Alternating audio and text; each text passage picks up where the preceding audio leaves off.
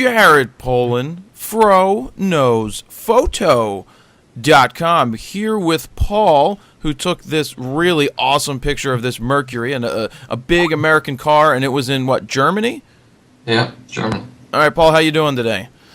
I'm fine, thanks. How about you? I'm good. I just woke up. Paul called me early, and it's a little later there in Germany, but I really wanted to talk about this picture that Paul took. So, Paul, tell me a little bit about how you captured this and how long you've been shooting.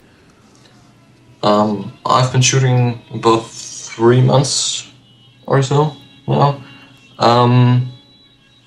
This was in Germany on a trip with my family, a little day trip, and this was shot at 35mm, 5.6 at 1/160th of a second and ISO 100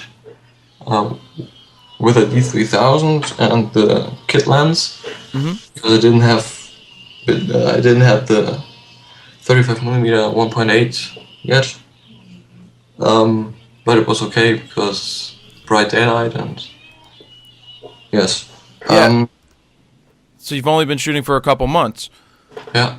And what settings were you in? Manual, aperture priority? This was aperture priority, I think. And go ahead. Where were you focusing in this one? On the headlights, I focused. Okay.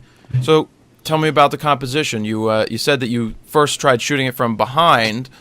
Yeah, but the front worked better. I don't know why, but maybe because the back was going straight up, and I don't know why, but it looked better. Maybe the headlights are. Yeah, I mean, it gives it some dimension. It's just. It's just a really cool image. I love how the clouds and the sky just go away. They just, even with the kit lens, being that they're so far away, the background, that it's able to blow out the background even more and allow for it to be nice and soft and nice and buttery and just allow the car to stand out. And the colors are just really cool. Yeah, thanks. Yeah, no problem. Actually, the colors were a little bleached out from the sun, but I pumped up the dynamics, so it actually looks quite nice. Were you shooting RAW or were you shooting JPEG? No, RAW, of course. Just checking. That's good.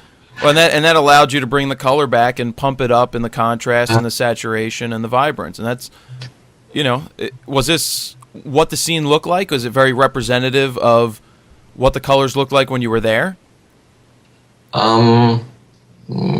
Just the sky was very blue, but the car was a little bleached, and so I also pumped up the contrast. So at first it looked a little boring, but after editing it came out like this. Good. I mean, I really like it.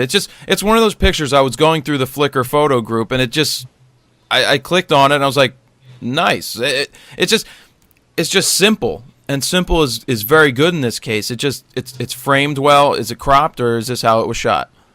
It's how it was shot.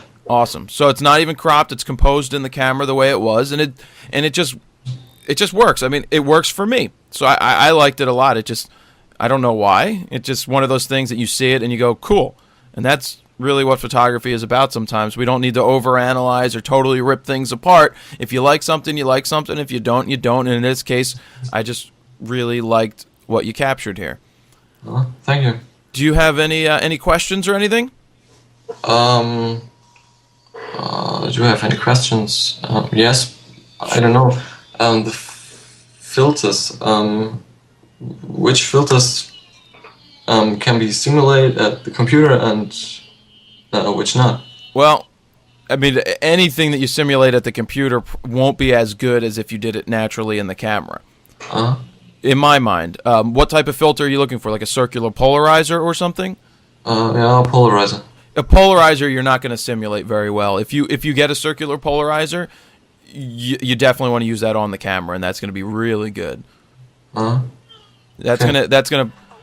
gonna pump up some of your colors, and that's gonna help you shoot through glass and water and things like that, where it's just really good for landscapes. And it's not great using a circular polarizer to shoot people, but it's going to be great for just about everything else. And the polarizing filter is slowing down the shutter speed, isn't it? A little bit. You're going to lose a little bit of light going through the camera because it's a little darker, so it's going to block some of the light coming in, which means that your shutter speed's going to slow down. But usually when you're shooting outside in bright daylight with the polarizer, you're going to have plenty of light. You now have the 35-1/8, so you're going to be able to let enough light in and compensate for that.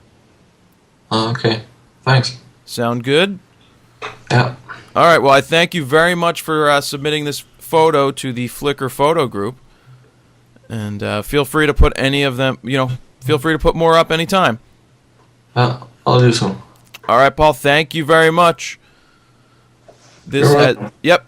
This has been Jared Polin, FroKnowsPhoto.com. See ya.